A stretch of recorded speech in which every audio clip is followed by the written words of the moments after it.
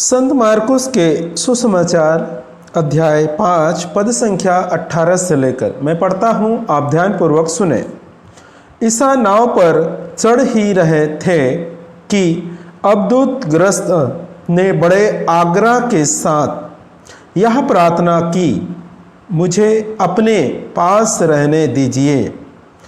उसकी प्रार्थना अस्वीकार करते हुए ईसा ने कहा, अपने लोगों के पास अपने घर जाओ और उन्हें बता दो कि प्रभु ने तुम्हारे लिए क्या क्या किया है और तुम पर किस प्रकार दया की है।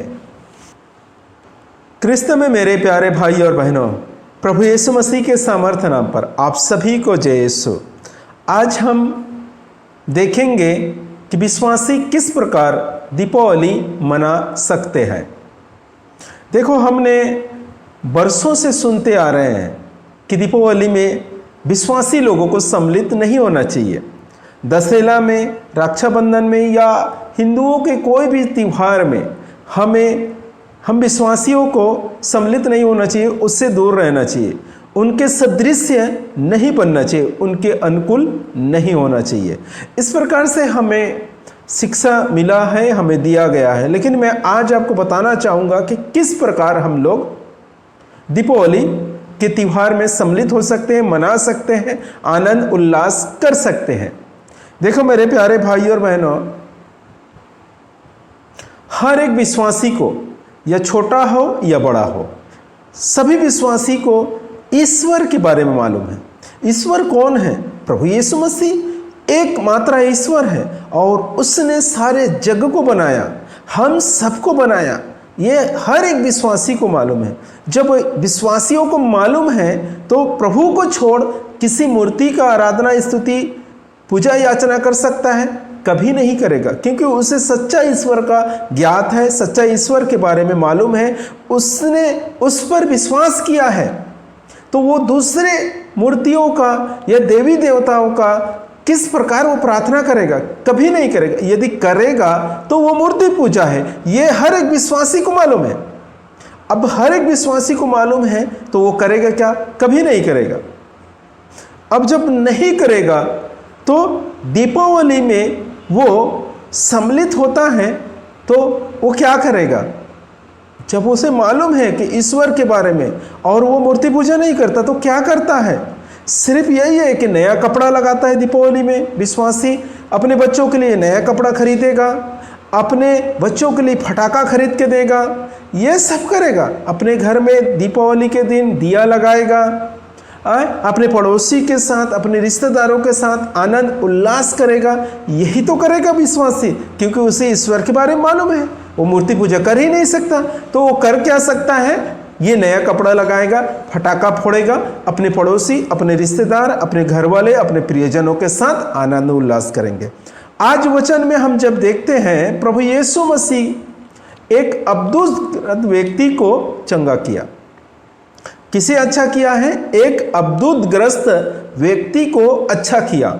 और इसकी कहानी आप बार बार पढ़ चुके हैं, इसे फिर मैं आप नहीं दोहराऊंगा, सिर्फ मैं छोटे से इसके बारे में बातें बता रहा हूं। तो वो व्यक्ति जब ठीक होने के बाद प्रभु वापस जा रहा था, तो नाव पर जैसे ही चढ़ रहा था प्रभु, तो इसने क्या किया? बड़े आग्रह के साथ विनती किया कि प्रभु मुझे अपने साथ रहने दीजिए, मैं आपके साथ रहना चाहता हूं। आपके शिष्य जैसे आपके साथ रहते हैं वैसे मैं भी रहना चाहता हूं।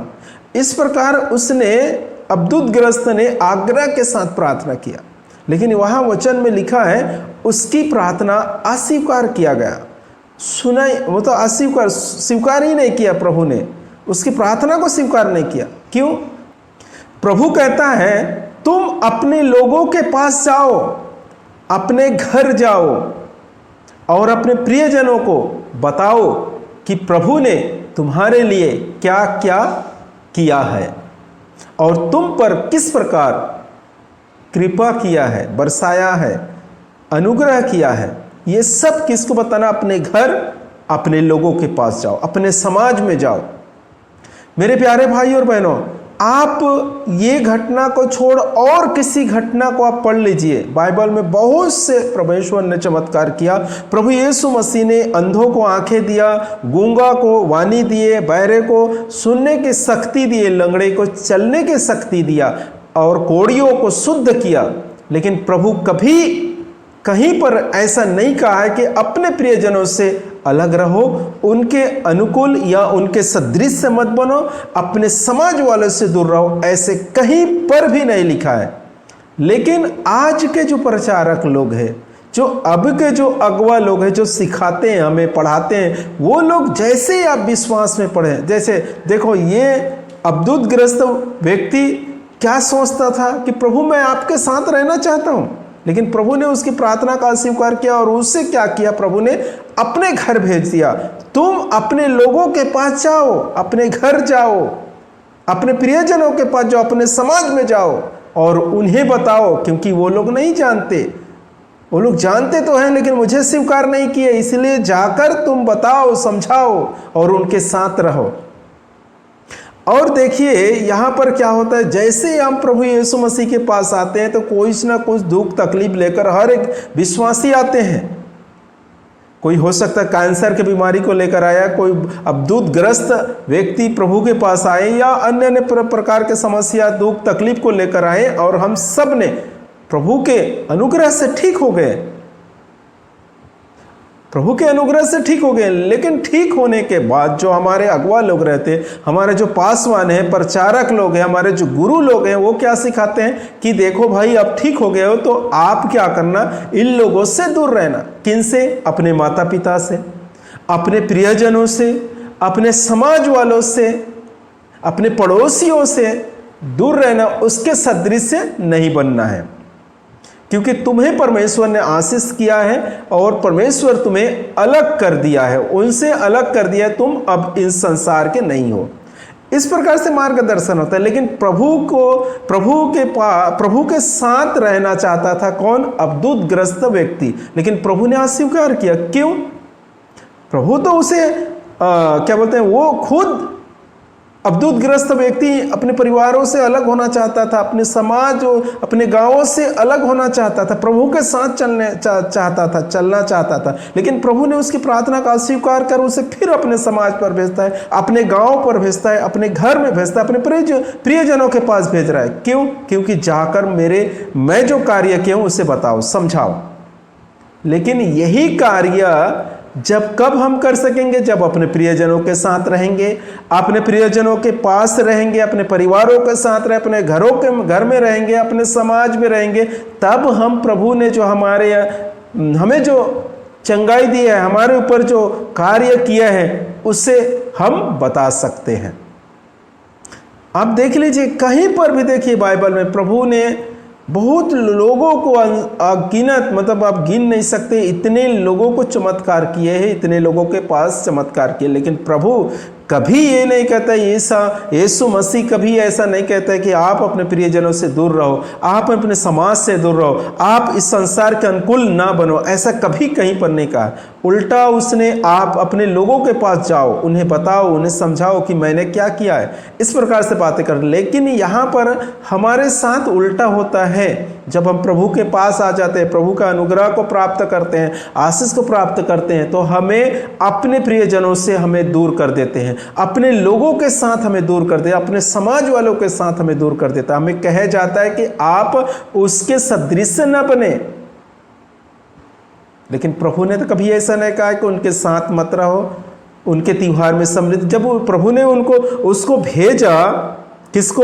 अब्दुतग्रस्त को, तो क्या उसके घर में रहा होगा, उनके साथ रहा, तो उनके कार्यक्रम में सम्मिलित नहीं हुआ होंगे। उसी प्रकार हम भी रहते हैं तो हम प्रभु की प्रार्थना करते हैं, प्रभु की स्तुति करते हैं, आराधना करते हैं, लेकिन अपने प्रियजनों के जो खुशी है, आनंद है, उनके त्योहार है, उसमें हम सम्मिलित होते हैं। क्योंकि हमें सच्चा ईश्वर मालूम, इसलिए हम किसी अन्य देवी देवताओं को पूजा नहीं करते, स्तुति आराधना नहीं करते, प्रार्थना नहीं करते। हम सिर्फ ईश्वर की प्रार्थना करते हैं, प्रभु यीशु मसीह के पास प्रार्थना करते हैं। लेकिन जो हम अपने प्रियजनों के साथ क्या करते हैं? नया कपड़ा लगाकर दीपावली मनाते हैं और फटाका फोड़ते हैं, उनके साथ आनंद उल्लास करते हैं, यही करते हैं। और आज के जो प्रचारक लोग हैं ये करने के लिए भी मना करते हैं, कहते हैं कि आप इस दुनिया के नहीं हैं, इनके सदृश न बने, इनके समान न बने। लेकिन प्रभु ने तो कभी ऐसा नहीं कहा है कि आप इनके समान न बने। उल्टा जो अद्भुतग्रस्त व्यक्ति था उसे कहता है कि अपने घर जाओ, अपने समाज में जाओ, अपने प्रियजनों के पास जाओ। मैं पिछले वीडियो में कई बार बताता हूं कि इस दुनिया के सदृश्य का अर्थ क्या है। हम इस दुनिया के हर चीज करते हैं, लेकिन जब बात आ जाता है कि अपने माँ बाप के साथ रहना, अपने समाज वालों के साथ रहना, अपने प्रियजनों के साथ रहना और अपने पड़ोसियों के साथ मिलकर रहना चाहते हैं, तब बात आ जाते हैं कि अपने आप इन लोगों के सदृश्य न बने, ये बात आते हैं। बाकी तो इस दुनिया के सदृश्य ही है। हमारा आधार कार्ड है, हमारा पेन, मैं कई बार बताता हूँ, आपको वीडियो में बता चुका हूँ, बहुत बार बता चुका हूँ, लेकिन फिर भी एक बार बोलता हूँ। हम इस दुनिया का आधार कार्ड बनाए हैं, इस दुनिया में पैसा निकालने के लिए पासबुक है, बैंक खाता है हमारा, पेन कार्ड है हमारा, इस दुनिया का हर व्यवहार कर रहे हैं और कहते हैं कि इस दुनिया के सदृश्य ना बने। तो मेरे प्यारे भाई और बहनों, आप सिर्फ मूर्ति पूजा से दूर रहें और इसके साथ आप दीपावली मना सकते हैं। आप दूर रहें मूर्ति पूजा, आप किसी मूर्तियों का पूजा नहीं करना है। आप नया कपड़ा लगा सकते हैं, अपने बच्चों के लिए नया कपड़ा खरीदें, आप फटाका ले सकते हैं, फटाका फोड़िए और अपने प्रियजनों के साथ आनंद और उल्लास के साथ दीपावली मनाएं। क्योंकि परमेश्वर खुद अपने लोगों के पास भेजता है, हमें अपने लोगों के पास भेजता है। जाओ उनके साथ आनंद मनाओ, उसके साथ खुशियां मनाओ, उनके साथ मिलकर रहो, अपने प्रियजनों के साथ, अपने समाज वालों के साथ, अपने घर वालों के साथ। तब मेरे जो कार्य है उसे बता पाओगे।